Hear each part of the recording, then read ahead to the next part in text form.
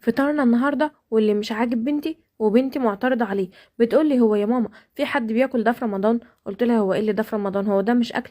ايوه الناس كلها بتاكله.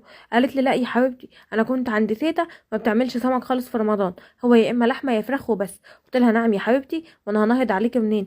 احنا النهارده خلاص، يعني لسه كام يوم. رمضان جاي يوم الخميس الجاي يبقى بقاله اسبوعين بالظبط، 15 يوم. والنهارده الاثنين. ايوه ده كان فطار يوم الاثنين. إيه يعني خلاص عدينا نص الشهر، ومن اول الشهر انا قاعده اعمل لك لحمه، لا فراخ، لا مشاوي، لا جمبري، لا مكرونه بشاميل، ومظبطاكي يعني ما قررتش ولا يوم.